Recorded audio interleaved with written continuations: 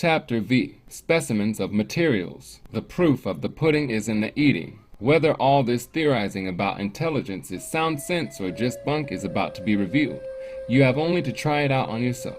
The materials which follow are the first crude run and cry out for revision, both as to the questions and the order of themes. I have experimented with some of them, especially industrial relations, on my students and find that they do stimulate mental activity and raise the potential of intelligence in them. How far the materials alone can do this in the case of different individuals without the stimulus of personal guidance or group discussion remains to be seen. None of the courses in this preliminary edition are complete. Some of them are only started. Our theory requires that you should begin with a theme in which you have an intense personal interest, a burning desire to understand the very essence of its meaning. This desire should lead you to keep on trying to better your response, returning again and again with new ideas concerning it. Your interest should lead you to explore related themes, backward and forward in the course, leaping over into other courses under the guidance of cross-references. Keep in mind constantly that the questions are not examination questions.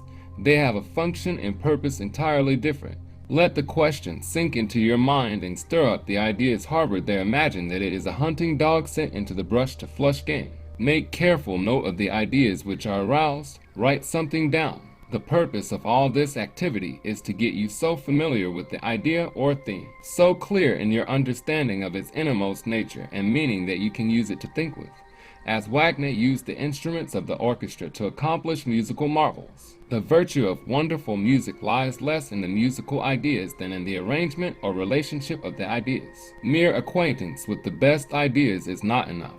To become dynamic and effective in determining action, they must be built into our mental structure. This requires effort, real study as distinguished from the passive taking in of other men's ideas, the labor of critical examination in the presence of all the ideas belonging to the same family, the process of mental digestion and assimilation. Course in economics or how we gain our livelihood. Everybody is more or less ineffective in dealing with economic relationships, whether his own personal relationship or general questions such as socialism, collective bargaining, etc. The reason lies in the vagueness of our ideas and our lack of clear-cut, definite concepts. You will at once understand what is meant by this if you will examine your response to the simple themes, such as jobs, property, etc. We are in about the same muddle in this matter as we would be in our financial relationships if the science of bookkeeping and accounting had not been developed. It might be a fact that I owe Smith $10, but if I acted on that idea and paid him $10 without relating this idea to the additional fact that he also owed me $100,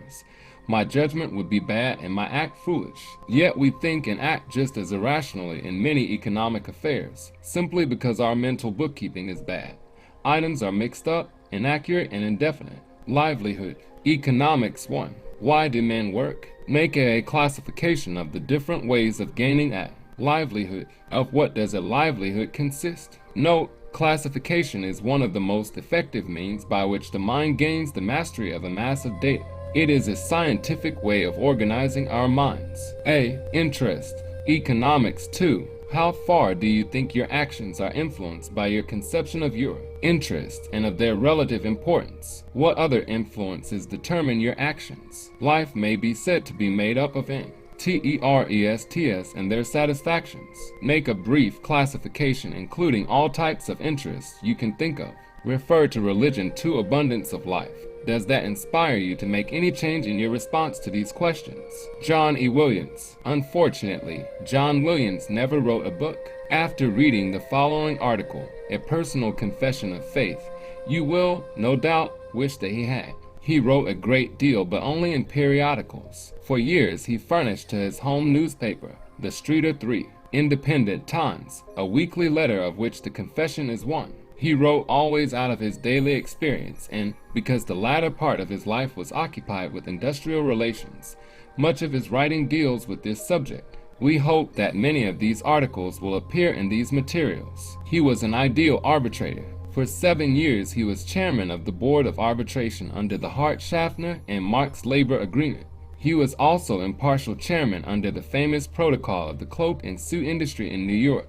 Until he was 29 years old, he was a coal miner and a member of the union. He educated himself out of mining, for which his frail physique was not adapted, by intelligent reading. His funeral took place in the same little cottage which he had first rented as a minor. His life insurance agency and the management of the local opera house yielded a modest income and gave him leisure to pursue the interests he describes in this article. He was always ready to engage in any public duty to which he was called. In 1918, he was U.S. Fuel Administrator for Illinois. One of the episodes which reveals the peculiar qualities of the man was the handling of the Cherry Mine settlement.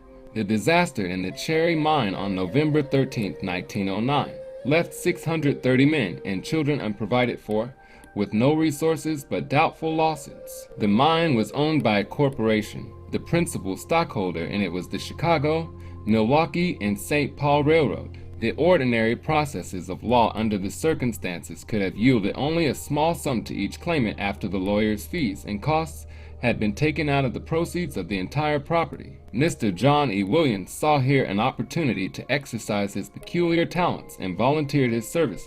He secured from President Erling of the Chicago, Milwaukee, and St. Paul Railroad an acknowledgement of a moral liability, although the railroad had no legal liability to the claimants. He was finally able to secure from the company several $100,000, which, with other funds contributed to the Cherry Mine Commission, was sufficient to provide comfortably for all the widows and orphans. Interest. Economics 2. A Personal Confession of Faith by J. E. Williams. What shall a man do with his life? I stand here on the ripened summit of 60, with 60 years behind me and a scant decade in front, and the question presses home with an insistence that will not be denied. Here I am with 10 years more of life to live, according to common expectation, with the illusions of youth outgrown, with all the wisdom that can be expected from age acquired. How shall I answer this question? Not only have the fullness of years brought me maturity, but they have brought me what is prized by strong men above all else. They have brought me freedom. I am economically independent. I have enough means to satisfy my modest wants for the 10 years that remain, and am complete master of my time and movements. I owe no obligations, economic or social, to any man or institution, except those we all owe by reason of the common debt of humanity, and I need not incur any save as they suit my will and pleasure. I am a free man, free from superfluous wants, free from dread of death, free from fear of the hereafter, free from all the horrors and superstitions that men have imposed in themselves in past ages, free from all those obvious bonds, subjective and objective, that hold men in their grooves and limit their range of action in ordinary social and business world. What shall I do with my life? A young man's answer. 40 years ago, while just on the threshold of manhood, I recall that the same question came to me and pressed eagerly for an answer. Full of the zest of life, with 1,000 nascent tendencies undeveloped, with my inner possibilities undiscovered, and the opportunities of the outer world unknown, it was hardly to be expected I could give an adequate reply, but I made a stagger at it, by no means a complete or final statement, but good as far as it went. It was a negative answer, a simple affirmation of what I would not do. It was thus: I will not give my life to the making of money. I did not believe then, nor do I now, that money, or the possession of money, is necessarily bad in itself, but it is a bad master. A man is the slave of what he wants, and if he wants money, the chances are that if he gets it, he will get little else. As I looked at it, there were many things better than money, and since I could not have both, I preferred to fill my life with the other values. How much is a competency? But it was evident that a certain amount of money was necessary to secure independence and security in pursuit of the other values. The practical question was how much? I answered it thus: I need enough money to keep me on the plane of living to which I am accustomed, and to support me on that plane after I have arrived at an age when I shall no longer be able to work. Fortunately, I was a coal miner, and my standard of living, like that of my class, was, relatively speaking, not high. True to my philosophy of values, I did not change my plane of living after I ceased to be a coal miner, and my earning power was increased. Measured in terms of money, I suppose my outgo for ordinary living expenses has ranged from $600 to $1,000 per year during the long years of my married life in Streator. There are many who will read this bit of autobiography who will know that I live in the same house now that I did when I dug coal in Old Mill. One shaft. It is not much of a house, but I am rather proud of my long tenancy. It worked out well. What shall I do with my life?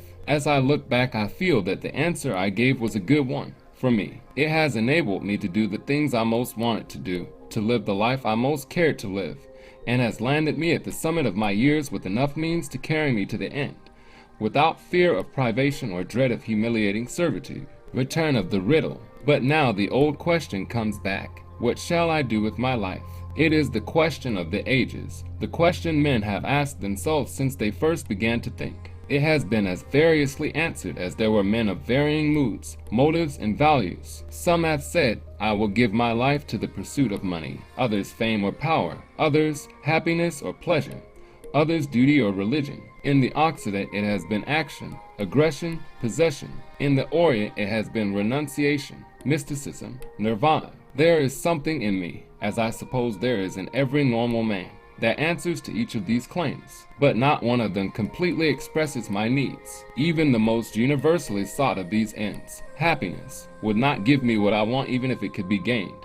For there are things I prize more than happiness that cannot be accepted at the cost of pain. A personal answer. How then shall I answer my question?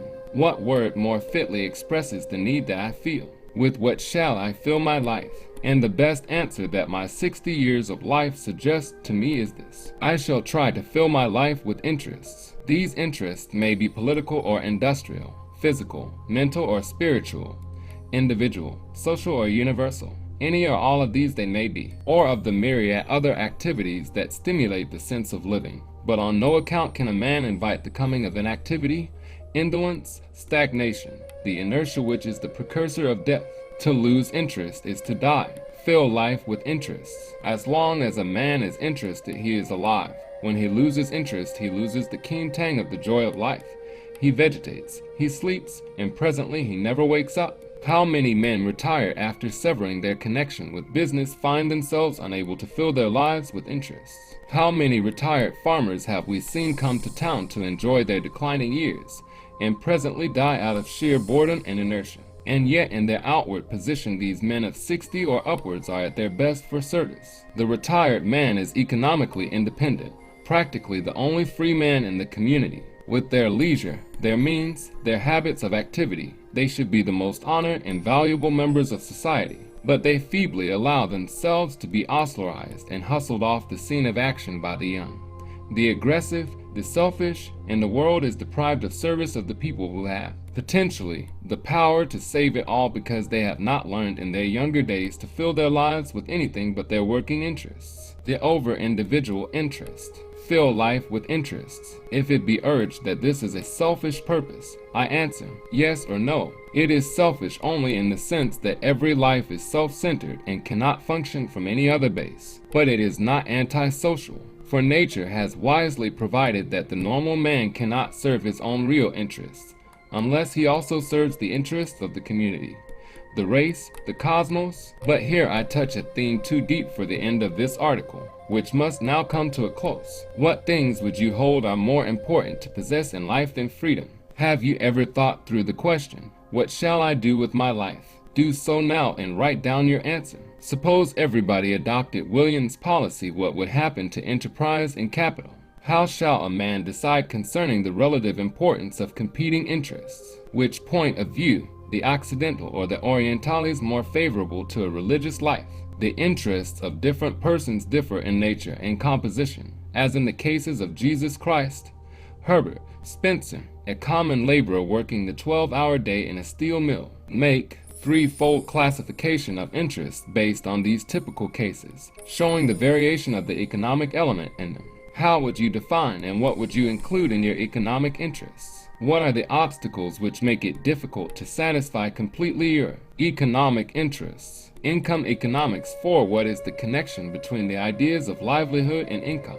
Do you think of anybody whose income and livelihood is identical? No. After you have prepared a response to these questions, take up economics 5 and 6. After considering them, return to income and, by making use of the ideas of property, re-revise your response. Problem 1. The following letter, published in the survey, was written by a day laborer to his employer. Put yourself in the place of the latter and answer the letter, giving your theory of the economics involved.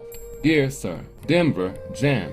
28, 1915. While working on your new home last year, I chanced to overhear a number of remarks which impressed me that you are a man peculiarly devoted to conscience and principle. This, together with your reputation as a man of democratic thought, leads me to wonder what men of your class, who always have abundance, think of men of my class who never have enough. I don't mean to divide all men thus into two classes, but there is a class which honestly gets plenty, and another which cannot honestly get the real necessities of life. And between these two classes there is little difference in the essentials of mental and moral constitution. Careful comparison of rich men and their families with common men and their families shows the disqualities of the latter to be chargeable to environment, not to nature. So when I ask why, under the providence of God and the influence of civilization, another man's servants fare twofold better than my children, I find no satisfactory answer. Then I wonder how the situation looks from the other side. What are the thoughts of the conscientious, successful men upon this condition? Their attitude toward the problem presented, their convictions as to the ethics involved, their theory as to remedy or remedies. Allow me to illustrate. In the past 3 years there has never been in my family a proper supply of clothes. There has hardly been a time when the purchase of a postage stamp would not be felt. At the present time it is a serious problem whence is to come tomorrow's butter and next week's bread. Here is a wife and mother whose physical condition entitles her to rest rather than work, driving herself through the drudgery of the household, washing and scrubbing as well as the lighter work, refusing medical attention because the pay for it is never within sight. Here are children suffering privation and isolation for want of good clothes and a little money for social intercourse and entertainment. Here is a husband and father finding his wages at full time insufficient, but losing a third or two-thirds time, trying other kinds of work on the side and making very little, suffering and the family's suffering until he is nearly unfit for any work. Let me say that to me charity would be torment, and philanthropy is not sought. Simply this: one, like many of my class, have wrestled vainly with this problem. Let a man under these conditions, who has earned what he could, spent nothing on vices or luxuries, thought and sought in vain, still say, "It is my fault, it is my failing." Yet, when he sees others who never feel the need of food, fuel, clothes, fellowship, entertainment, or the chance of culture and refinement, he cannot fail to ask himself, what do they think? What do they care? I have some thoughts about the individual and collective problems in such conditions, but already I have inflicted too much upon you, and now desist, repeating the question, how can such things be, under the providence of God and the influence of civilization? Very respectfully yours, your employee. Here is a statement which reveals the source of industrial discontent which, when it is developed, creates the labor problem. This man evidently feels that he ought to have a more abundant livelihood than his income permits. Because other persons fare better seems to give him an idea that he is entitled to fare better also. This man's income comes exclusively from wage contracts which he is able to make with employers. The wage contract is not adjusted to the need of the worker but to the demands of business, which presses the employer to hold his costs to the lowest point and to avoid paying out more than is strictly necessary to get his work done. This man is unable to find satisfactory opportunity. Other people are evidently more successful. Does the blame for this condition lie with himself? Human nature is always prone to find somebody to blame for any unsatisfactory condition. But there can be no blame where there is no responsibility. Is there any responsibility upon anyone except the man himself for his troubles? Is there any such a thing as social responsibility? Rights, Economics 5. What do you mean by having a right to anything? What would happen in the world if nobody had any conception of this right? How far is there any relation between economic scarcity and rights? See Philosophy 7, Relation. Property, Economics 6. To what, in the world of external reality, does your idea of property correspond? Is it always necessary to have possession of a thing in order that it shall be your property? Suppose that our economic interests were satisfied without any effort on our part. What would happen to property? What happens when there is a destruction of property? Is there any distinction between economic goods and property? Use your responses to Economics 5 in your responses to the above questions. Economics 7. Do people study economics in order to learn how to get rich? Why do you study it? Criticize the statement, economics is the science of property. Would you call a book on how to make steel an economic treatise? Would an economist be expected to know all about the making of steel? What would he be expected to know about if he were thoroughly qualified in his subject? Reconcile with philosophy 8 organization. Economics. Economics 7. Warning. During the 18th century, Adam Smith, having carefully observed the conditions which prevailed in Europe and especially in Great Britain, wrote a book admirably suited to his environment, and the book met with success. Then men undertook to erect the principles of that book into a universal law, irrespective of environment. Then others theorized on these commentators and their successors upon them, until the most practical of business problems has been lost in a metaphysical fog. Now men are apt to lecture on political economy as if it were a dogma, much as nominalists and realists lecture in medieval schools. Brooks Adams, The New Empire, p. 31. Do you distinguish any difference between the mental effort you are here making to reach a comprehensive understanding of your own ideas and the theorizing of which Adams writes? Wealth. Economics 8. What is your idea of the word wealth? How does it differ from the idea of property? What is it to be a wealthy person? When the slaves were emancipated during the Civil War, was the wealth of the South reduced? How would you measure the quantity of wealth? In this statement, economics is the science of wealth. What is meant by wealth? Reconcile with Economics 7. Property. Is a liberty bond wealth? Wealth. Economics 8. Quotation 1. What is really desired under the name of riches is essentially power over men. In its simplest sense, the power of obtaining for your own advantage the labor of servant, tradesman, and artist. In the wider sense, authority of directing large masses of the nation to various ends. Ruskin unto his last, p. 47. Describe how it is that riches give power over men. Does this idea of Ruskin lead you to make any changes in your responses to the above questions? Consumption. Economics 9. What is the relative importance of consumption in the satisfaction of material, intellectual, and spiritual interests? Why should a man have any great desire to become a millionaire? See Religion 2. Abundance of life. Opportunity. Economics 10. What do you think is the relation between the opportunity to satisfy interests and the social institution of property? How would you be likely to answer the above question if you were a communist, a socialist, an anarchist? What is relation between the opportunity to satisfy economic interests and enterprise? Opportunity. Economics 10. Statement 1. Under circumstances which have now practically vanished from the earth, every person had the opportunity of getting their living direct from nature by single-handed or cooperative effort. So long as there were unappropriated natural resources, the propertyless man had the chance to use them without limitation. Of course, the best resources were always appropriated first, so that their natural opportunity grew less and less attractive as private property encroached more and more upon free land.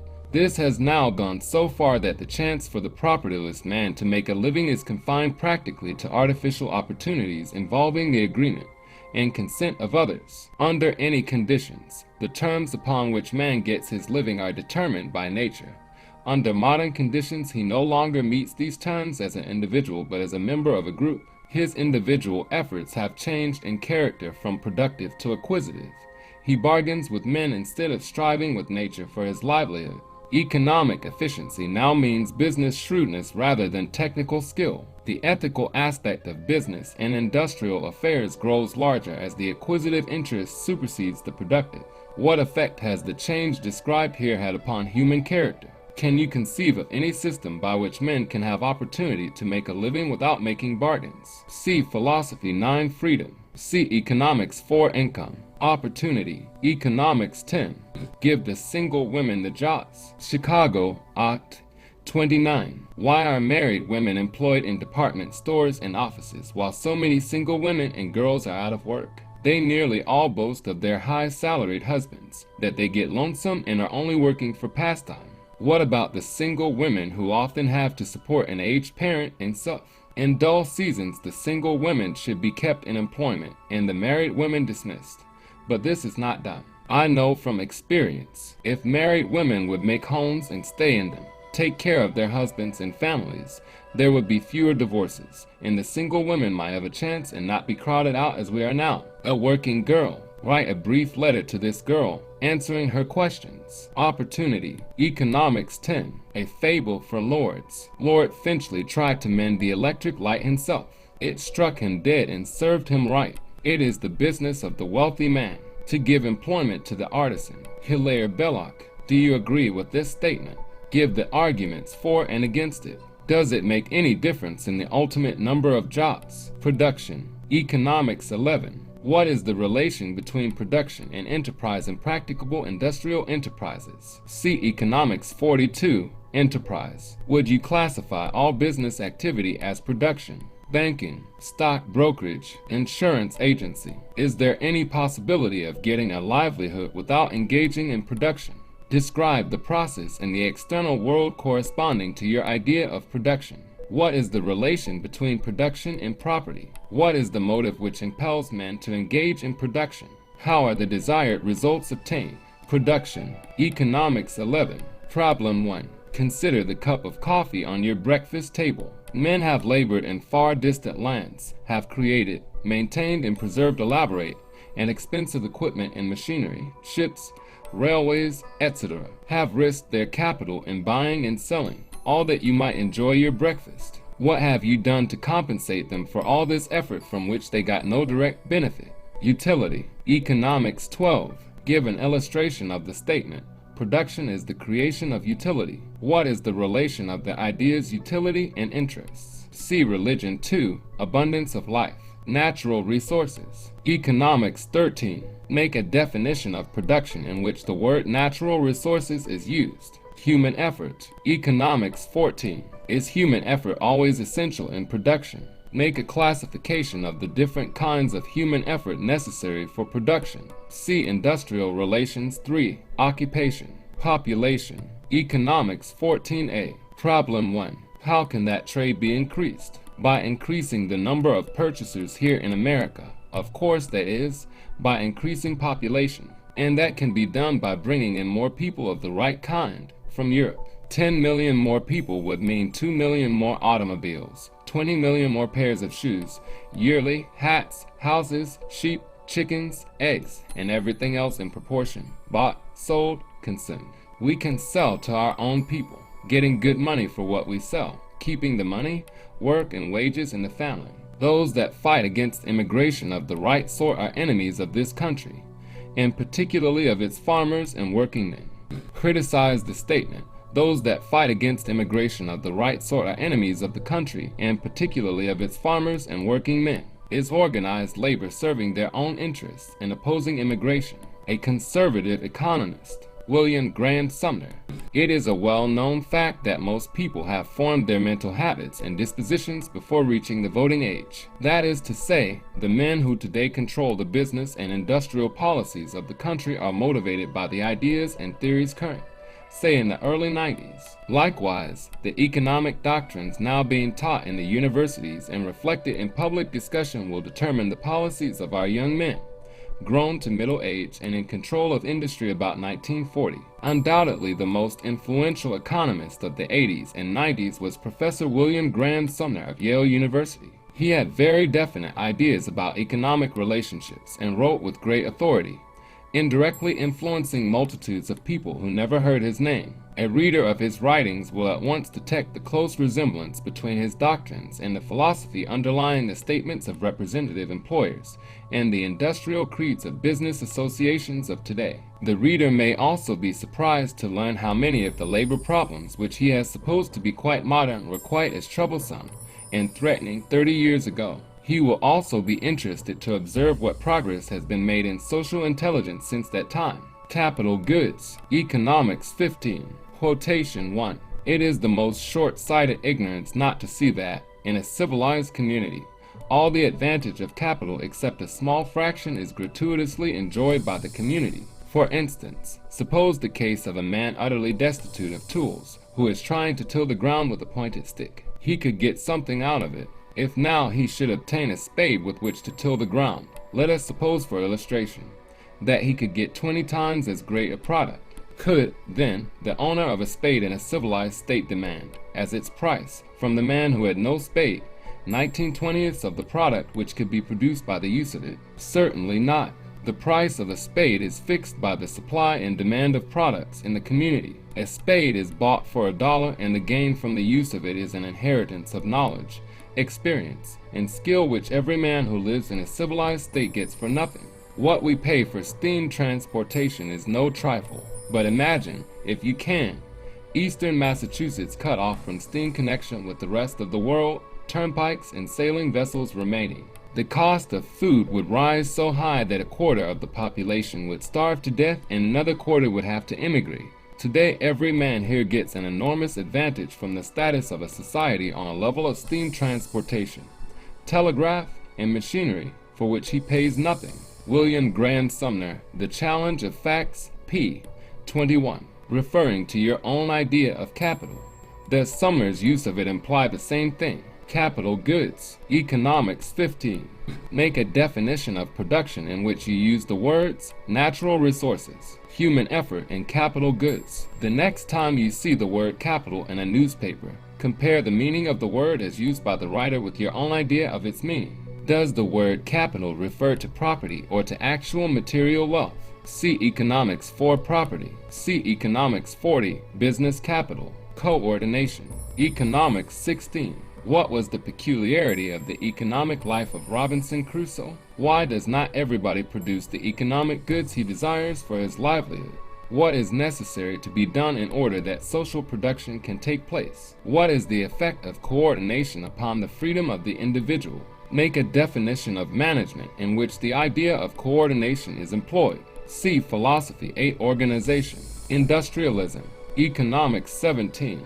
What is the idea behind the phrase, the structure of industrial society? Make some statement about industrialism in which the word coordination appears. Industrialism. Economics 17. Statement 1. The Changing Chinese. Edward A. Ross. Published by the Century Co. 1911.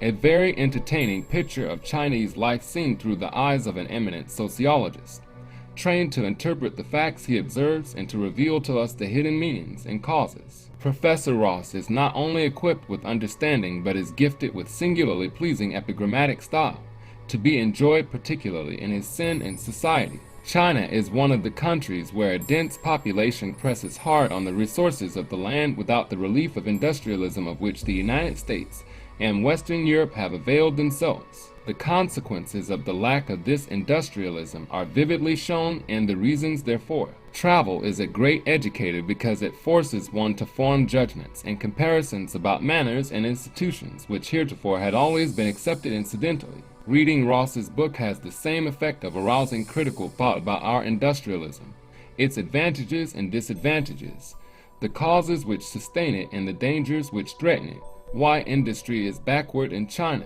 The case of Fokien shows how irresponsible government paralyzes the spirit of enterprise. For half a century, Fokienese have been wandering into the English and Dutch possessions in southeastern Asia, where not a few of them prosper as merchants, planters, mine operators, contractors, and industrialists. Some of them return with capital, technical knowledge, and experience in managing large undertakings. Yet, aside from a sawmill, the only one I saw in China, I hear of not one modern undertaking in the province. The coal seems lie untouched. The mandarins lay it to the difficulty of getting the coal to tidewater. The Fokienese rich from his tin mining in Perak. There are 30 Chinese millionaires in the Malay states. Tells you it is dread of official squeeze. The country back of Swatow is rich in minerals. But what probably would happen to a retired Singapore contractor so rash as to embark on a mining venture there? The clan of hackers in the neighborhood of the ore deposit would demand something for letting him work it unmolested. The local mandarin would have to be squared. The Lai Kin officials would sweat him well before letting his imported machinery go up the river. The magistrate of every district his product touched in going down to the coast would hold him up. Finally, at any moment, his operating might be halted by an outbreak of superstitious fear lest they were disturbing the earth dragon and spoiling the luck of the community. Small wonder a high imperial official confessed to me in confidence that not one penny of his fortune ever goes into a concern not under foreign protection. What conditions and situations exist in our own country which create difficulties discouraging to enterprise? At intervals, there will be gaps in the consecutive of the numbering themes. This is done for the purpose of leaving vacancies for the insertion of new themes. Exchange Economics 25. What do we mean when we say that property is exchangeable? Distinguish between the degree and ratio of exchangeability. What is the relation of one to the other? Does exchange or trading add anything to the prosperity of the country? Hell, what is the relation between exchange and coordination? Markets Economics 26. What is the relation between the ideas exchangeability and markets? Value Economics 27. What is there in reality corresponding to the idea value? Relate your ideas of property and value. Money Economics 28. What is there in reality corresponding to your idea of money? Incomes and revenues are in the form of money or claims to money. Is money wealth? What is a check? Is it wealth? Money Economics 28. Problem 1. I once asked the dentist if the high cost of living had affected the price of his materials. Yes, of course, he replied. Of the gold you buy for fillings. I ventured jokingly, expecting him to know that this could not be. To my surprise, he answered, I suppose so, and sent his assistant to look up the matter. She returned presently and solemnly informed us that the price he paid for his gold was substantially the same now as it always had been during the 30 years he had been buying it. Isn't that surprising? He exclaimed. Gold must be a very stable commodity. It's just as surprising, I replied, as that the price of a quart of milk is always 2 pints of milk. I don't see the point. Well, what is $1? I asked. I don't know. What is it? Professor Irving Fisher, in Stabilizing the Dollar, p. 72. And what is $1? Why do you think gold does not rise in price? Does gold ever fluctuate in value? Credit Economics 29. What is the relation between the ideas credit and property? Acquisition Economics 32. What do we usually mean when we say earning a living? To what extent is production usually involved in it? Do persons usually work for the sake of producing or for the sake of acquiring? 1. Acquisition Economics 32. Quotation 1. Modern societies aim at protecting economic rights while leaving the economic functions, except in moments of abnormal emergency, to fulfill themselves. Such societies are called acquisitive societies because their whole tendency and interest and preoccupation is to promote the acquisition of wealth. R. W. Tawney, The Acquisitive Society, p. 29. See Economics 34, Competition for further quotations. What does Tawney mean by the statement economic functions are left to fulfill themselves? Savings Economics 33. Not all incomes are spent for immediate satisfactions. Name 2 other methods of disposing of incomes. Trace out the effects upon general prosperity of the 3 methods of disposing of incomes. What is the relation between savings and the productive equipment sometimes called capital? Savings Economics 33. Quotation 1. Mr. George E. Roberts, economist for the National City Bank of New York, in the monthly bulletin of that institution for January 1920, writes on the topic, the supply of capital. The supply of capital depends first upon production and then upon saving. The savings which become capital may be accumulated from wages and other small incomes or from the profits of larger business. The essential thing is that something be saved from direct consumption and used to increase production permanently. Whatever is so applied is diverted from personal use and devoted to a public purpose. Small savings, when invested directly by the owners, go largely into homes or real estate mortgages, but when placed as bank deposits or in the purchase of life insurance have been largely invested in railroad bonds. Industrial development in each line has been mainly accomplished by means of the profits made in that line. The steel industry has been developed and the wonderful progress of the last 50 years accomplished by means of the profits obtained in the business. The savings resulting from one improvement have furnished the capital for other experiments and improvements. The great fortunes made in the industry have consisted of vast properties by means of which iron and steel are made and sold to the public more cheaply than before such properties existed. The fact that private fortunes exist in the form of properties which are producing for the public market, that the profits for the most part are turned back for the purpose of increasing production, and that the gains from the improvements in industry inure to the consumers of the products, are facts commonly overlooked. But such is the history of social progress. In this manner occurs the diffusion of benefits which has always accompanied industrial progress. There is no outlet for capital accumulated in industry except in providing for greater production, and no outlet of any consequence for increased production except by distribution to the public. The genius of the business world is divided between the tasks of production and distribution.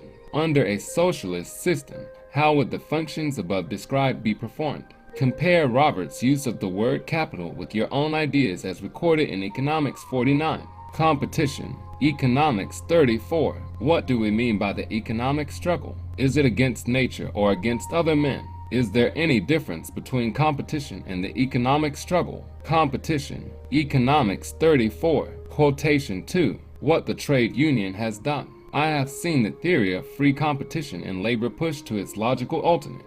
I have seen mining villages devastated by it, miners on starvation wages, mine owners on the verge of bankruptcy. Before the strike in 1897, a coal mine in a town was often a liability rather than an asset to the community. Miners could not pay their debts to the merchants, and many of them, robbed of their natural pride and self-respect, were recipients of poor relief from the county. All this was the fruit of the theory that an employer had the right to take his employees' labor into market and sell it at any price that was necessary to get the business. Cut and countercut was the rule of trade. Underbid and undersell. Get the business at any price was the maxim of the employer. And why not? The labor that he trafficked in was not the sweat, the privation, the pinched belly his own. Didn't hurt him, except as he happened to be human. And even then he had to put the screws down as hard as his most vicious competitor or be driven out of business. John E. Williams, in the biblical world, p. 160. How do you think Mr. George E. Roberts would respond to this statement? See Economics 47, Business Capital, Statement 1. See Economics 2, Sketch of John E. Williams and a Confession of Faith. Competition. Economics 34, Quotation 1. The Acquisitive Society, by Professor R. H. Tawney, published by Harcourt Brace and Howe, 1920, a small volume, by one of the foremost English economists, written in a beautiful style, accounting for and interpreting the ideas underlying our present acquisitive economic system, with its shortcomings. His ideas of a better system are summarized as follows. The conditions of a right organization of industry are, therefore, permanent, unchanging, and capable of being apprehended by the most elementary intelligence, provided it will read the nature of its countrymen in the large outlines of history, not in the bloodless abstractions of experts. The first is that it should be subordinated to the community in such a way as to render the best service technically possible, that those who render no service should not be paid at all, because it is of the essence of a function that it should find its meaning in the satisfaction, not of itself, but of the end which it serves. The second is that its direction and government should be in the hands of persons who are responsible to those who are directed and governed, because it is the condition of economic freedom that men should not be ruled by an authority which they cannot control. The industrial problem, in fact, is the problem of right, not merely of material misery. And because it is the problem of right, it is most acute among those sections of the working classes whose material misery is least. It is a question of function, and secondly of freedom. During the greater part of the 19th century, the significance of the opposition between the two principles of individual rights and social functions was masked by the doctrine of the inevitable harmony between private interests and public good. Competition, it was argued, was an effective substitute for honesty. Today, that subsidiary doctrine has fallen to pieces under criticism. Few now would profess adherence to the compound of economic optimism and moral bankruptcy which led a 19th century economist to say greed is held in check by greed, and the desire to gain sets limits to itself. Competition. Economics 34, Situation 1. A recent book by W. E. Woodward, entitled Bunk, relates the fictitious adventures of a celebrated debunking expert. One of the episodes concerns the multi-millionaire president of the Element Automobile Company. A vice president, Hunter, has perfected plans for manufacturing batteries instead of buying them from the Trojan Battery Company. The president gives orders that the plans shall be executed forthwith and places Hunter in full charge. This program will have a disastrous effect upon the Trojan Battery Co. On the strength of this situation, the president holds up the Trojan people for a reduction of $2 per battery purchased, countermands the order for the development of the new battery department, and discharges Hunter. Do you think there are any grounds for condemning these actions? Published by Harper and Brothers, NY, 1923, $2. Is it not the duty of the responsible head of a corporation to play the game for the greatest advantage to the stockholders? Was Hunter's plight not simply the consequences of a lack of business shrewdness producing its natural results? Business, Economics 35. What is the difference between a businessman and a professional man? C. Tawney, The Acquisitive Society, p. 92. Is there any difference between production activity and business activity? What is the difference between industry and business? Commercialism, Economics 36. What is the difference in meaning between industrialism and commercialism? Revenues, Economics 40. The object of business is the acquisition of revenues. What is the distinction between wealth and revenue? Commercialism, Economics 36. Cartoon 1. Carelessness. From Passing Show, London. Workman. Sorry, sir, the ooze collapsed when we took down the scaffolding. Builder, you idiot. How many times must I tell you not to take away the scaffolding till the walls are papered? What are the conditions and considerations which tend to induce or force commercialism and public welfare to coincide? In what industrial lines do they tend to diverge most widely? Do you think the difficulty would be less or greater under a socialist regime? Business institutions. Economics 41. What is the essential character of a business organization or institution? What is it composed of?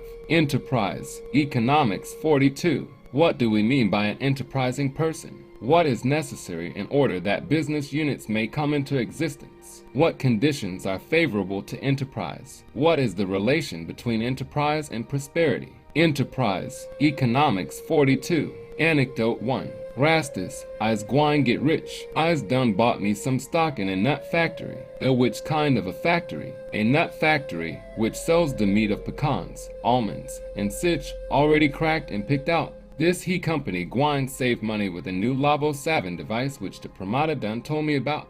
The nuts am gwine be cracked by trained squirrels which don't charge no wages. Is this he company already licensed, established, and ready for business? Yeah, practically, all except training squirrels. Life. Why is it that more of the economic resources of the world are not wasted in impracticable industrial enterprises? What do you think would happen in this regard if we changed to a socialist system? Responsibility. Economics 43. For every function necessary to be performed, there must be the assumption of responsibility to have success.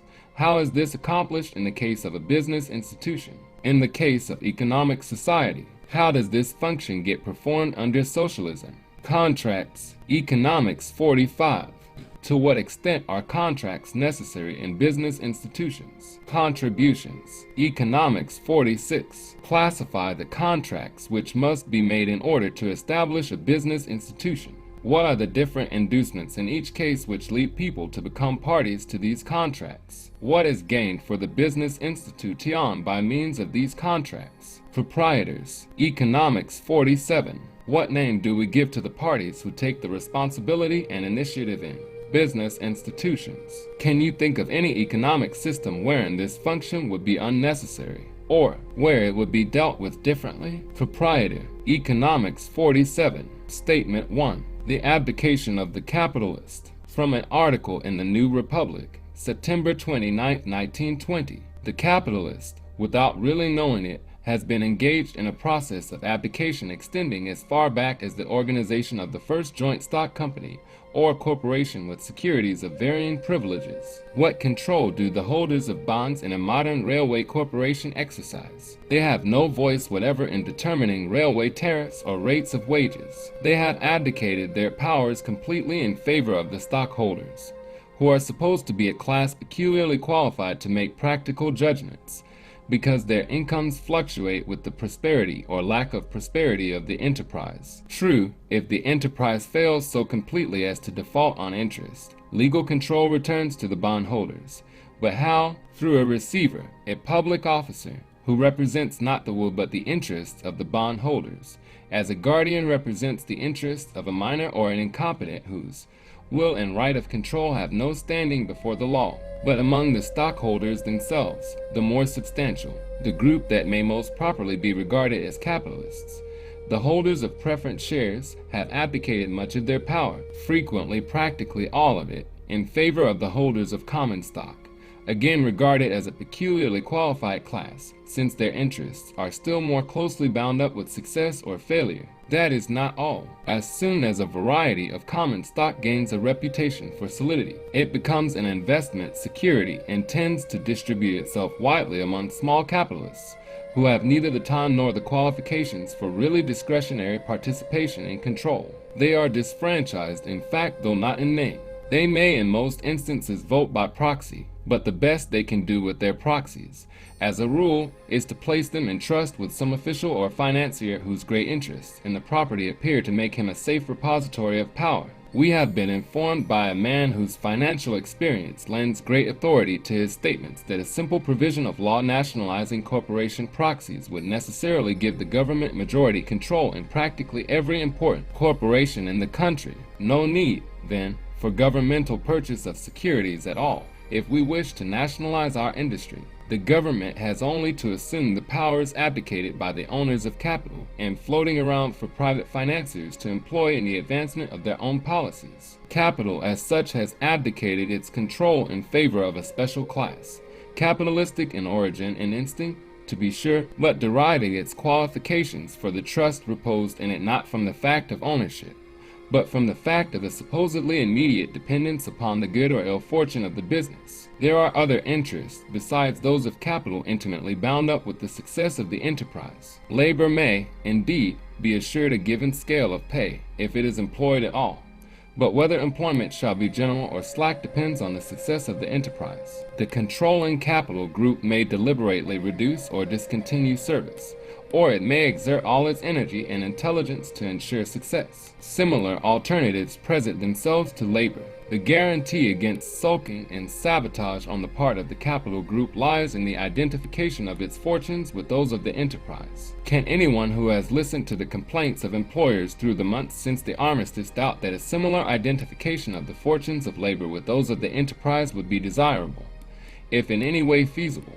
But there is already such an identification of fortune, it may be asserted. When the enterprise thrives, employment is good. When it fails, employment disappears. That is true at the limits, but the practical question is, how true is it in the general case, which lies between unequivocal success and complete failure? There the identification of the interest of labor with that of the enterprise may logically exist, but it is not felt. It never will be felt until labor really participates in the control and in the profits of success. That appears to be all that is sought in the present so-called revolutionary demands of labor. They are not directed against the interests of the capital that has already abdicated its control, the $8 out of the 9. They are aimed at the $9th and not in its quality as capital seeking normal income, but in its quality of control of the enterprise. Those demands, we believe, will have to be granted sooner or later. When capital began to divide itself into categories of which some should have no part in control, others a modest part, and still others all but complete control, it was already foreordained that control would drift away from capital as such.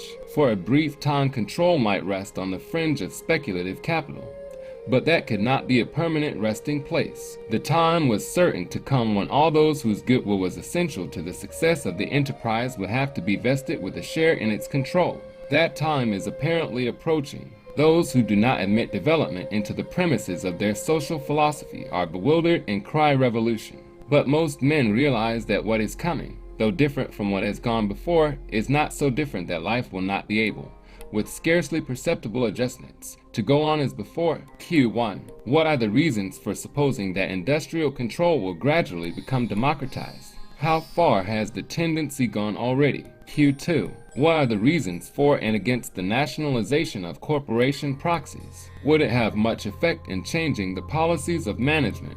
Q3. How far are the fortunes of labor identified with the prosperity of the enterprise? Q4. If this article is an accurate statement of the situation, What policy should an enlightened labor leader adopt? As this tendency works out, will it be favorable or unfavorable to unionism? Proprietorship. Economics 48.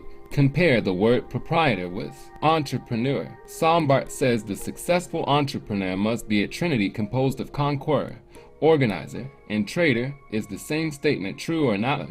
Proprietor. Professor Werner Sombart, German economist, author of The Quintessence of Capitalism. Business capital. Economics 49. What is business capital? Distinguish between business capital and capital goods. Where does business capital come from? Business capital. Economics 49. Statement 1. The interdependence of capital, labor, and production. Mr. George E. Roberts, in the Monthly Bulletin, National City Bank, NY, January 1920, writes, capital is an indispensable factor in social progress, and ownership is a comparatively unimportant detail, except as it affects the efficiency in use. It is certain that when the owner is saving and investing it, he is not consuming it himself, and certain that he cannot use it productively except by conferring public benefits. He cannot even invest it without employing labor, so that an exceptionally rapid accumulation of capital results in an exceptionally heavy demand for labor, which naturally produces a rise of wages. In other words, there is a normal and inevitable relationship between an increasing supply of capital, an increasing demand for labor, and an increasing supply of goods on the market. The goods produced for the market must be distributed back for consumption to the same body of people who produced them, working in the various industries. There is nobody else to buy them, and unless this distribution is accomplished, there can be no profits in industry and no use for new supplies of capital. Industry would choke down and come to a standstill if the purchasing power of the great body of the people did not increase as fast as production increases. Industrial society would become stagnant and unprofitable to everybody. This is the answer to apprehensions that capital will conspire to cut down wages and deprive the workers of the comforts of life.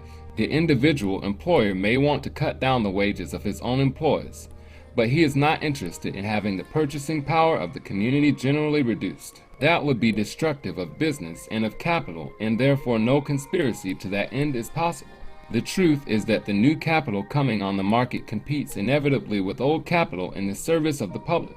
New capital is continually exterminating old capital, which in the form of out-of-date equipment is discarded, the consuming public gaining by the latest methods and equipment.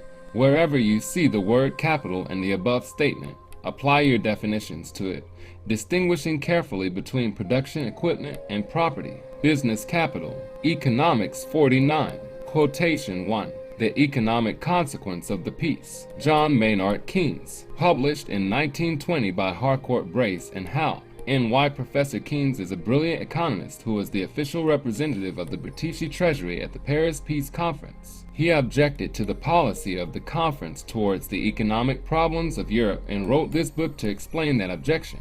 Europe before the war. Europe was so organized socially and economically as to secure the maximum accumulation of capital, while there was some continuous improvement in the daily conditions of life of the mass of the population. Society was so framed as to throw a great part of the increased income into the control of the class least likely to consume it. The new rich of the 19th century were not brought up to large expenditures, and preferred the power which investment gave them to the pleasures of immediate consumption. In fact, it was precisely the inequality of the distribution of wealth which made possible those vast accumulations of fixed wealth and of capital improvements which distinguished that age from all others. Herein lay, in fact, the main justification of the capitalist system. If the rich had spent their new wealth on their own enjoyments, the world would long ago have found such a regime intolerable. But like bees, they saved and accumulated, not less to the advantage of the whole community because they themselves held narrower ends in prospect. The immense accumulations of fixed capital which, to the great benefit of mankind, were built up during the half-century before the war could never have come about in a society where wealth was divided equitably. The railways of the world, which that age built as a monument to posterity, were, not less than the pyramids of Egypt, the work of labor which was not free to consume and immediate enjoyment the full equivalent of its efforts. Thus this remarkable system depended for its growth on a double bluff or deception. On the one hand, the laboring classes accepted from ignorance or powerlessness, or were compelled, persuaded, or cajoled by custom, convention, authority in the well-established order of society into accepting a situation in which they could call their own very little of the cake that they in nature and the capitalists were cooperating to produce. And on the other hand, the capitalist classes were allowed to call the best part of the cake theirs and were theoretically free to consume it, on the tacit underlying condition that they consumed very little of it in practice. The duty of saving became 9/10 of virtue, and the growth of the cake the object of true religion. There grew around the non-consumption of the cake all those instincts of Puritanism which in other ages has withdrawn itself from the world and has neglected the arts of production as well as those of enjoyment. And so the cake increased, but to what end was not clearly contemplated. Individuals would be exhorted not so much to abstain as defer, and to cultivate the pleasures of security and anticipation. Saving was for old age or for your children, but this was only in theory.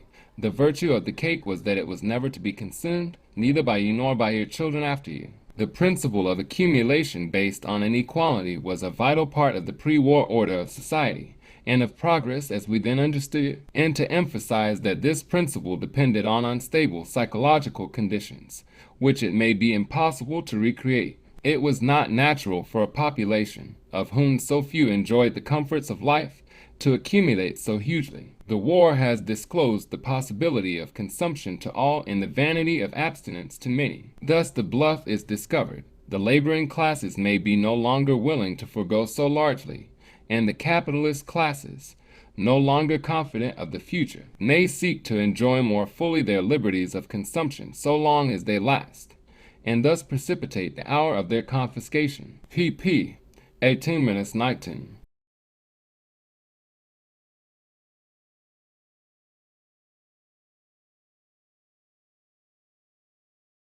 Suppose the habit of saving became extinct. What would happen? See Economics 15. Capital Goods. Anecdotes. The story is told of the original, a story that he once overheard two men in the street talking about him. One of the men said to the other, "How much would you take to manage all a store's money?" "I want $500,000 a year." And the first man returned, "Well, the old fool does it himself for just his board and lodging." Management.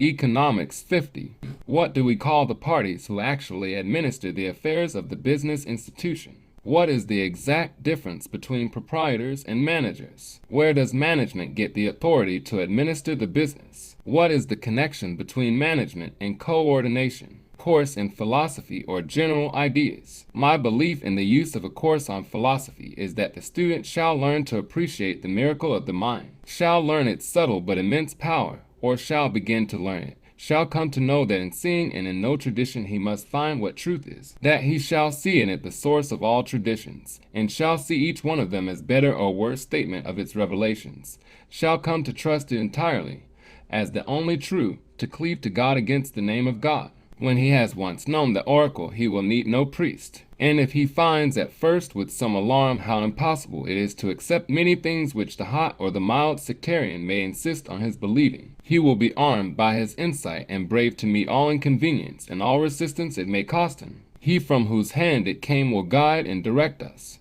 Emerson. Ideas. Philosophy 1. What is an idea? How does the mind acquire ideas? What is the relation between ideas and reality? How do you acquire your ideas? Thought. Philosophy 2. Describe the process of your thinking in terms of ideas. How is intelligence related to the process of thought? Intelligence. Philosophy 3. Make a definition of intelligence in which the concept ideas is predominant. Among the people you know right well, select the most intelligent and the least intelligent. What are the qualities in each which make the distinction? Mind. Philosophy 4. What is the difference in the ideas which respond to the word mind and those which respond to the word intelligence? Criticize and improve this concept of mind. We shall consider mind chiefly as conscious knowledge and intelligence, as what we know and our attitude toward it, our disposition to increase our information, classify it, criticize it, and apply it. James Harvey Robinson. Mind in the Making. p. 36. Matter. Philosophy 5. What evidence can you produce that matter actually exists? What is the nature of your idea of matter? What is the distinction between the ideas of matter and reality? Life. Philosophy 6. What do you find in your mind which may be expressed by the word life? How would you describe the difference between animal, intellectual, and spiritual life? What are the relationships between these different forms of life? Using the idea organization, make a definition of the idea life. Relation. Philosophy 7. What do we mean when we say that one idea or thing has a relation to another? What is the connection between the ideas of relation and organization? Organization. Philosophy 8. Make a definition of the idea organization. What is the relation between organization and human freedom? Which is more important? Are organizations favorable or otherwise to the development of spiritual life? See Religion 10. Spiritual life. Organization. Philosophy 8. Statement 1. Institutions. Institutions are the body of social life. As men function in them, they partake of a collective life and to that extent escape from the individual life. Their actions are determined not by their own wills but by the laws of the institution. Every institution has its devices for inducing or compelling its members to conform to the collective will. Institutions are like giant persons and tend to recapitulate the moral development of the individual. The instinct of self-preservation is often its strongest motive quite regardless of the welfare of its members and is usually reflected in the attitude and policy of its controlling head Judge Gary in the Steel Strike of 1920. Like persons, institutions have conflicts of interest with other institutions in which all sense of moral responsibility may be lost and intelligence be suppressed by institutional will. Institutions, even churches, are likely to lag behind individuals in their moral conscience and desire for righteousness. There is an eternal problem as to how far they may use force and destroy liberty in order to protect themselves against disintegration from within and coercion from without. This problem is inherent in all discussions of unionism, personal liberty, regulation, free speech, education, conspiracy, conscription, etc. Can you formulate some sort of principle for determining how far organizations may justifiably go in suppressing personal liberty for the sake of strengthening the organization governments, unions, churches, etc.? This theme will be expanded into a full course later. Education. Philosophy 10. Quotation 1. College education. Had Lincoln gone to college, you would never have heard of him. It was a hard struggle for education, the hard labor with an axe, the actual contact in early manhood with life's problems and real people, that made him. 4 years in college might have found him saying, well, there are two sides to slavery. Someone must produce the cotton for England's mills and for the upkeep of a cultured class in the South. And, after all, you notice that God did make those Negroes of a different color. That's how your young college graduate talks often of today's labor problems. All depends, as Goethe said, on personality, on independent, free thought and action. A real man is what he makes himself. Pouring him into a scholastic mold to form his thought and character may please his teacher, but usually it does for the man what those bandages used to do for the feet of a Chinese lady. Beware of uniformity of thought and standards. The word education means to bring out, not to put in. 4 years of contact with the real world, from 18 to 22, will bring out of the average youth more than 4 years in college can put into him. For certain mediocrities, colleges are useful, giving young men without much character an artificial set of rules, fairly useful through life. And colleges may be useful to sons of very rich men, condemned almost inevitably, by no fault of their own, to worthless lives of self-indulgence. At college they may get some conception of democracy, although slight at best. Do you agree or not with Brisbane as to what would have happened to Lincoln if he had gone to college? Do you think the attitude of mind ascribed to college graduates is commendable or not? Beware of uniformity of thought or standards. Is this good advice? Why? What do you think of the proposition? College polishes the pebbles and dens the diamonds. See page 25. As a brain builder, nothing is so eminently effective as constant and intimate dealings with broad and practical truth.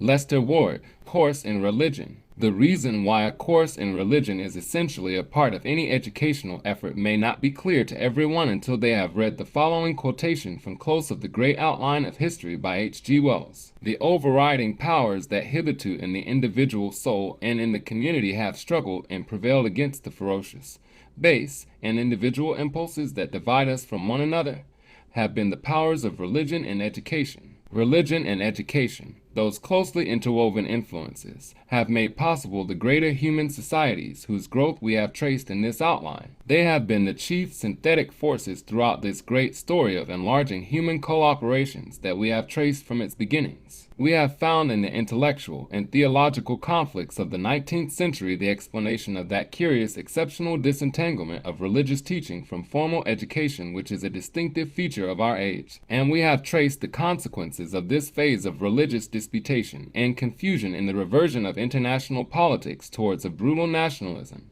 and in the backward drift of industrial and business life towards harsh, selfish, and uncreative profit-seeking. There has been a slipping off of ancient restraints, a real decivilization of men's minds. We would lay stress here on the suggestion that this divorce of religious teaching from organized education is necessarily a temporary one, a transitory dislocation, and that presently education must become again in intention and spirit religious, and that the impulse to devotion, to universal service, and to a complete escape from self, which has been the common underlying force in all the great religions of the last 5 and 20 centuries, an impulse which ebbed so perceptibly during the prosperity, laxity, disillusionment, and skepticism of the past 70 or 80 years, will reappear again, stripped and plain as the recognized fundamental structural impulse in human society.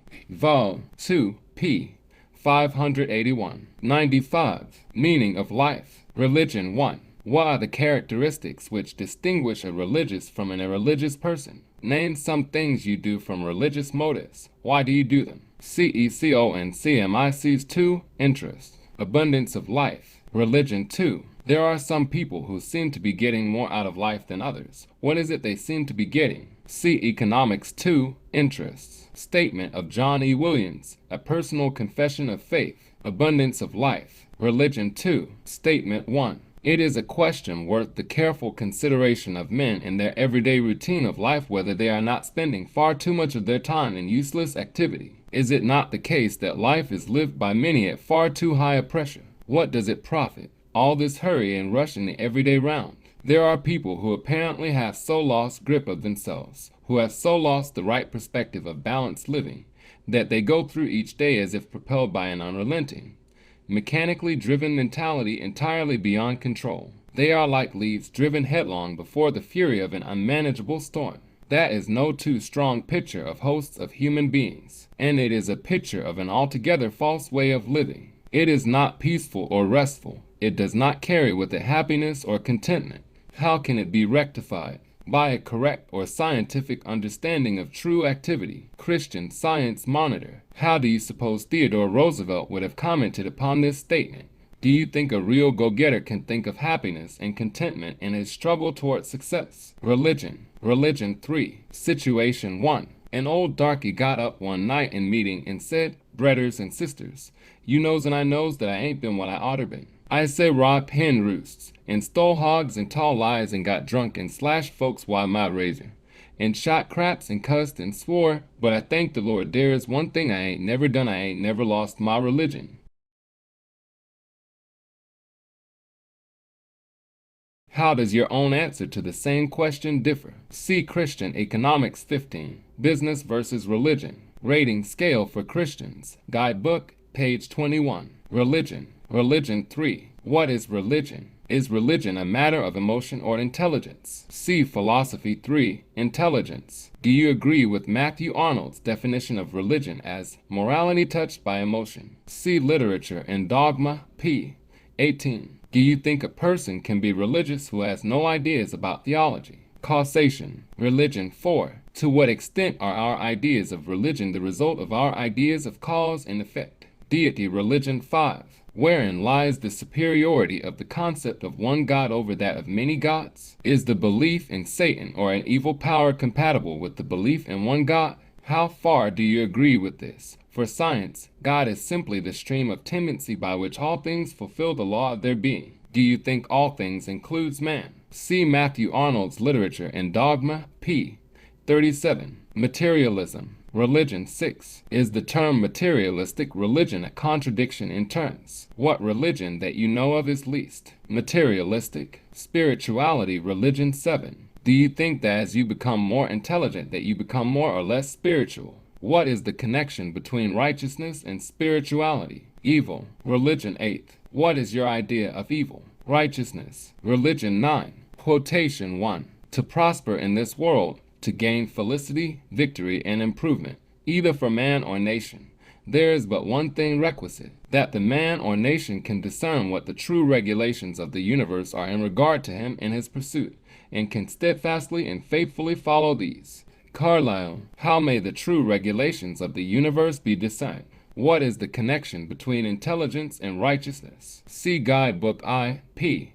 1. Socrates. You think that Carlyle's statement is a satisfactory definition of righteousness? Sin. Religion 10. What is the relation between the ideas, materialism, spirituality, and sin? Does sin lie in the motive or the effect of the action? Sin. Religion 10. Quotation 1. Now, what is sin? What does the word mean? First, it is separation from God, not total separation, for that would be eternal death, but alienation from God. It is that which puts us in a state of spiritual exile, banishment, from which we need to be brought home, to be reconciled to God. Secondly, sin is disease. It is not merely weakness or immaturity, but disease. Our nature, which ought to be in perfect correspondence with God, reflecting His glory like a mirror, as St. Paul says, is diseased, defiled, and debased. Its harmony with itself is gone. Thirdly, sin is a transgression of the law. The law which we transgress when we do wrong is no arbitrary enactment,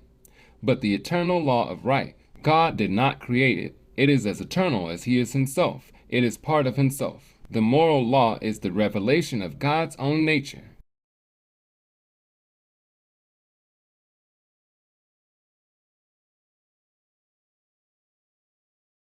And, lastly, sin is a state of bondage. It was Rousseau who said, man is born to be free, but is everywhere in chains. He spoke of political conditions, but the words had a deeper truth in the moral sphere. We were born to be free, and we are in chains, tied and bound by the chains of our sin. We are fond of boasting that Britons never shall be slaves, and that every slave is free who sets foot on our soil. I wish it were so, but everywhere about us we see the slaves of drink and lust, sloth and money, and do not the perpetual hunting for amusement and the homage to fashion involve loss of freedom? In one form or another, how many of us are slaves to ourselves? Faith. Religion 11. What is the difference between faith and credulity? Is there anything more in your concept of faith than good judgment based on intelligence? Morality. Religion 12. Problem 1. Matthew Arnold in Literature and Dogma makes clear the distinction between morality and religion by examples. Hold off from sensuality, says Cicero, for if you have given yourself up to it, you will find yourself unable to think of anything else. That is morality. Blessed are the pure in heart, says Jesus Christ, for they shall see God. That is religion. Explain the distinction. See Religion 3. Judgment is one of the rarest and most precious of human qualities. We can serve and develop this quality in ourselves by scrupulous search for truth, all the truth, while resisting the temptation to hasty judgment in order to get things done, and by keeping free of all prejudice in favor of particular ideas or special interests. Patience in hearing all sides, even when the evidence is destroying our most treasured ideals, principles, illusions, or interests, and following truth wherever it leads, is the price we pay for judgment. Course in Industrial Relations. Workers. Industrial Relations 1. Make a classification of people according to the source of their incomes. How are workers distinguished from other classes? See Note Economics 1. Jobs. Industrial Relations 2. What is a job? What has the worker to do with the creation of jobs? What are the conditions necessary before jobs can be created? How did the workers exist before there were any jobs? How many ways can you think of for earning an income without having some connection with a business organization? How can people without property live without jobs? Jobs. Industrial Relations 2. Problem 1. Under the Hart-Schaffner and Marx Industrial Relations Plan Management proposed to change the system whereby cutters would have delivered to them the necessary paper patterns instead of having to take the time to hunt them up for themselves. Management petitioned for a compensatory increase in the number of cuts required per day and for pattern boys to deliver the patterns to the cutters. Cutters objected on ground that pattern delivery was cutters' work and to give it to pattern boys would decrease the number of cutters' jobs. The company claimed that it was wasteful to have high-priced cutters doing boys' work merely in order to maintain a larger number of cutters than necessary. What would you, as arbitrator, decide? See Industrial Government. Industrial Relations 61. Jobs. Industrial Relations 2. Capitalization of jobs. Unionism dimly recognizes that jobs being a source of income may be capitalized as proprietorships are. The property rights in a business institution are based on the opportunity to employ workers at market wages. Unions might, by taking advantage of a complete monopoly of labor supply, raise wages and absorb the margin of profit which gives the value to proprietorship represented by corporate stock. What is meant by capitalization of proprietorship? See Economics 36. Business capital. Do you think it is theoretically possible for labor to absorb the margin of profit and capitalize jobs? What would probably be the permanent effect if it could and did do this? Do you know of any tendency anywhere now to capitalize jobs? Occupation. Industrial Relations 3. What is an occupation? Make a classification of all occupations on the basis of economic function. Distinguish between the terms OCCU, PATION, and job. Opportunity. Industrial Relations 4. How would you describe the opportunities by which persons of property may place themselves in position to receive income? The same for persons without property. What is the relation between opportunity and enterprise? See Economics 32. Production. Industrial Relations 5. What is the connection between production and income? What classes of persons are interested in production and why? What is the connection between production and opportunity? Business. Industrial Relations 6. What adjustment of human relations is essential in order that industrial production can take place? What meaning is contained in the word business? What is the relation between production and business? See Economics 16. Coordination. Enterprise. Industrial Relations 7.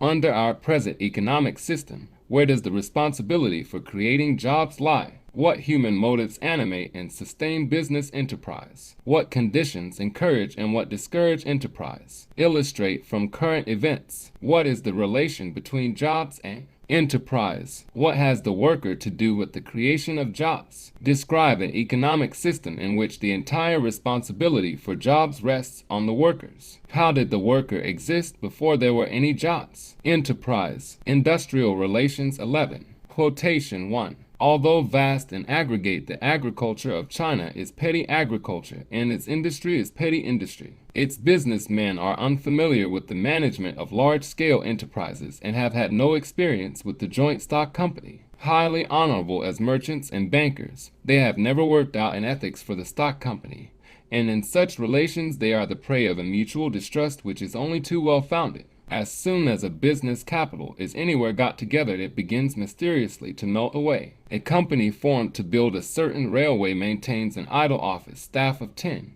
and station masters have been engaged and put on the payroll although not a rail has been laid. Much of the pay of these lucky employees goes, no doubt, to those who appointed them. Sleepers were bought in great quantities, and after lying for a year were sold to carpenters. When an expectant is appointed to office, his relatives, even unto the nth degree, call upon him with congratulations, and suggest that he find places for them in his new post. Now, this pestilent nepotism fastens itself upon industrial undertakings. The manager of a government plant, on looking into one of the departments, which was going badly, found that 33 out of the 55 men in that department were relatives of the foreman. Since 2 years ago, when the Peking-Hankow Railway came under Chinese management, the positions along the line have been filled on the basis of sheer favoritism, with the result of loading the payroll with incompetence. So desperate is the struggle to live and so ingrained is the spirit of nepotism that whenever a capital is laid out by anyone else than the owner,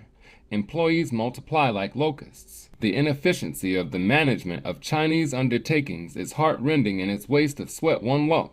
The superintendent of construction of a railroad will be a worthy mandarin, without technical knowledge or experience, who has to rely wholly on his subordinates. Or the prominent financier chosen president of the company feels himself quite above the vulgar details of management, and so delegates the task to someone of less consequence. Any government undertaking suffers from the conceit and unpracticality of the mandarins. It is not likely, then, that the march of industrialism in China will be so rapid and triumphant as many have anticipated.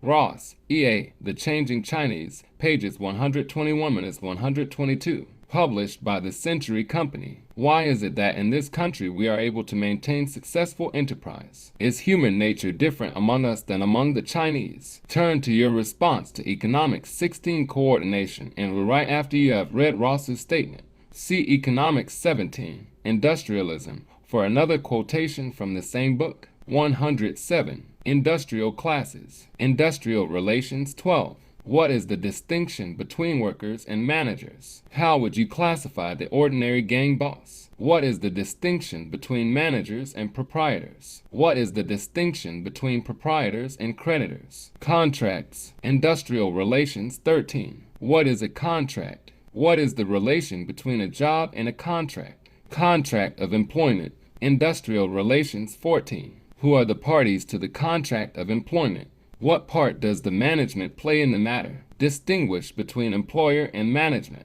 Attitude of employer. Industrial relations 15. Do you think the statement of Judge Gary, "I know far better what is good for the workmen than they know themselves," if true, is a justification for his attitude on industrial relations? Why may the statement be irrelevant? C. Baker, The New Industrial Unrest. Explain the significance of the phrase "distance disinfects dividends." What difficulties does this condition produce in industrial relations? C. Ross, Sin and Society, p. 107, quoted on page 23 of this book.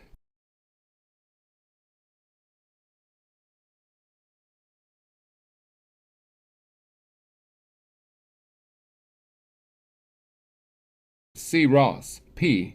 109. What is the interest of the employer in employing workers? Attitude of employer. Industrial relations 15. Rating scale 1. Ray Stannard Baker, in his The New Industrial Unrest, Reasons and Remedies, has made a classification of industrial establishments according to their labor policy. Taking the concerns with which you are most familiar, assign them to their proper place on the scale, and comment on the wisdom of the policy. 5 stages or epochs in the relationships of labor and capital, since large-scale industry came into existence, are clearly distinguishable in America. 1. The purely autocratic, individualistic method. The employer believes that he can do what he likes with his own property. He hires and fires to suit himself. Sometimes when the plant is small and the owner-manager is close to his men and can preserve a close human relationship, or when it is larger and he happens to be a great personality. This method may work very well, at least from the point of view of the employer. But when ownership becomes separated from management, as is so often the case now in America, or the plant grows so large as to destroy the possibility of close personal relationships between management and men, it often works very badly indeed. It is this destruction of real contact and real understanding between employer and worker that is the cause today of so much of the prevailing unrest. Especially is this true if the manager is of the dominant, driving type. Catch him young, treat him rough, tell him nothing, was the motto of one steel mill manager in the recent strike, and some employers thought it really worked, because he succeeded in keeping his mill in operation while others closed down. 2. The autocratic method tempered by welfare work, as in the U.S. Steel Corporation. Judge Gary is an absolute autocrat, but he is a benevolent autocrat. 3. The militaristic method, in which labor is organized, and often the employers as well. Employers and employees are in two more or less hostile camps. They have frequent wars and sign frequent truces. War is always wasteful and military methods inefficient, and always the non-combatant is the chief sufferer. Yet this is the method under which a large proportion of the industries of America are now conducted. Sometimes a little real cooperation is attained by this method, usually not. 4. The new cooperative method now beginning to have a wide trial in America, and a still wider one in Great Britain. Here shop committees of workmen and the management seek to cooperate, rather than to fight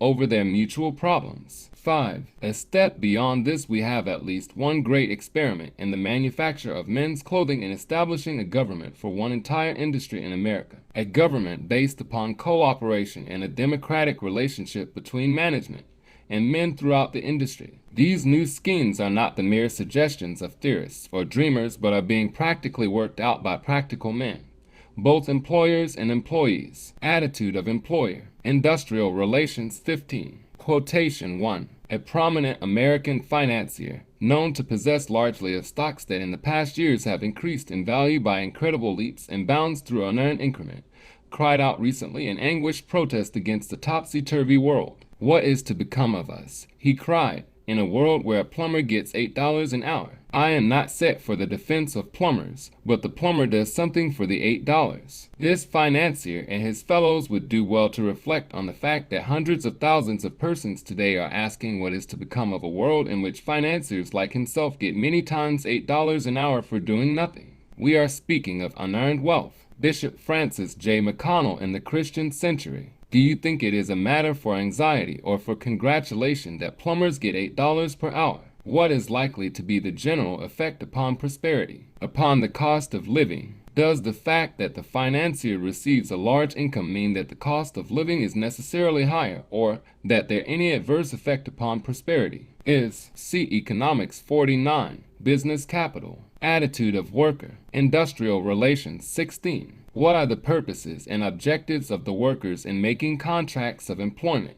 Attitude of worker. Industrial Relations 16. 3 stonecutters were driving their chisels into a massive block of Vermont granite. A stranger who happened to be passing asked the first cutter what he was doing. I'm cutting stone, growled the laborer. And you? He asked the second. I'm working for $7.50 a day, he replied. When the question was put to the third, his face lit up and he answered, I'm building a cathedral. He can be an automaton, he can be an opportunist, or he can be an idealist. He can feel that he is serving time, he can feel that he is serving himself, or he can feel that he is serving society. But unless he is capable of realizing the larger significance of his work, he is incapable of realizing its larger opportunities. He must either have vision or supervision. What effect has modern industrialism upon the worker? Is it leading him to become more of an automaton, opportunist, or idealist? What effect has unionism in this matter? See Economics 4, Income. Problem 1. Attitude of worker. Industrial Relations 16. Quotation 1. Personnel Management by Walter Dill Scott and Robert C. Clothier, published by a W. Shaw Company, Chicago, in 1917. Shortly after this country entered the World War, Walter Scott, then professor of psychology in Northwestern University, offered a plan to the Secretary of War for providing ways and means of discovering the special qualifications of men flowing from industry into the Army in order that their individual capabilities might be utilized best in the country's service. The achievements of the Committee on Classification of Personnel in the Army in applying the scientific principles developed by Scott and his psychological laboratory have changed the old methods in the Army. After the war, several of the committee, including Scott and Clothier, organized as the Scott Company for the purpose of applying these principles in industry. This book was written out of their experience with more than 40 business concerns, creative instincts. Now it is true that some men possess, in greater or less degree, that inside urge which, for want of a better term, we call creative instinct. They demand more than the chance to earn a living. They demand the chance to do something useful. The man who asserts with disarming frankness that he'll do anything that will make money is kidding himself. Set him to work at a salary of $10,000 a year piling 1,000 bricks into pile 10 by 10 by 10, then tearing it down brick by brick and building another pile just like it, ad infinitum, and see how long he'll stick on the job. Or recall the authentic case of the carpenter who, after war was declared, left a steady job to earn a fancy wage at the nearby naval proving grounds. Within 2 weeks, he was applying for his old job. In response to his former employer's question, he said, I'm through. Put in 2 weeks building a target on a raft, and the next day they towed it out to sea and shot it to pieces. In the degree in which an industrial organization gives intelligent thought to furnishing its workers the opportunity for creative effort, or more broadly for self-expression. In that degree, it will tend to harness to production one of the most potent influences of all. Man has not lost the old pride of workmanship which prevailed in the days of the trade guilds in spite of the tendency of modern standardization and modern group production to crush it. And where management is capable of striking that happy balance between efficient processing and the efficient utilization of human instincts of workmanship, there it will have solved a great part of the problem of continuous year in year out efficient production. P. 39. Would it make any difference to you what was done with something you had been paid for making after you were entirely through with it? What is the effect of wasteful consumption, industrial discontent? The pun. See Economics 9. Consumption. See Industrial Relations 31. Discontent of workers, especially for the ladies. Attitude of worker. Industrial Relations 16. Problem 1. The problem of domestic service. A committee appointed by the British Ministry of Labor has been making a serious study of the problem of domestic service. It may surprise those who have thought of this as a peculiarly American difficulty to know that the housekeepers of England have been greatly troubled since the war by the shortage of the supply of young women who unite competence for domestic service with willingness to engage in it. The girls, we are told, do not know how to cook or serve. They have lost the meek subservient air. They want wages which will enable them to dress as the old-time servant never dreamed of dressing. They want shorter hours and more independence, such as they had, for example, when they were working in the munition factories. Some of them even want to be called Miss, instead of Polly and Tilly. The committee's report boils down into a recommendation of better training and better treatment. Girls cannot do properly what they have not been properly trained to do. Therefore, the committee suggests appropriate courses in the public schools, vocational courses for older girls, scholarships and maintenance grants where necessary, certificates of proficiency on the completion of standardized courses. But girls will not do properly what they do not want to do. Therefore, there must be an improvement in the status of the servant. This is not a matter that the state can control, but it's chiefly a question of the attitude of individual employers. A change has occurred within the recent memory of men. There was formerly a large class of those who did not mind being treated as servants. Many of them apparently liked it. The stigma of social inferiority was not odious to them. Perhaps, like Barry's admirable Crichton, they reasoned that in a well-ordered world there must be masters and servants, and so were content with that station to which it had pleased God to call them. Perhaps they did not reason at all, but were merely used to it. Now they reason differently, and they have become used to something else. They want to be treated not as servants, but as persons. That is the factor which makes this essentially a religious problem. It will never be solved by a return to the old ways. In a Christianized social order, the rights of personality will be respected even, and most of all, for those who serve. The Christian century. How do you account for this change of attitude of servants? Do you think it is a good thing? Compensation. Industrial Relations 17. What determines the income-producing capacity of jobs? Hours of work. Industrial Relations 18. Why should not the employer permit the workers to stipulate the number of hours of work per day or week? Hours of work. Industrial Relations 18. Problem 1. As the Jewish Passover holidays approach, there is developing a demand among employers that the tailors in the industry should work overtime. The Joint Board of the A.C.W.A. in New York notifies the members that there is no reason for working overtime in the present instance. Working overtime will simply contract the season and has the tendency of breaking down union standards and conditions. Advance. Is this good policy from the union point of view? Do you think the statement in the last sentence is true? Why? Tenure of job. Industrial Relations 19. On what grounds do employees claim a property right in their jobs? How far do you think such claims are justified? What are the reasons pro and con the employer having an unqualified right to discharge? When employees walk out on a strike, do you think they forfeit their jobs?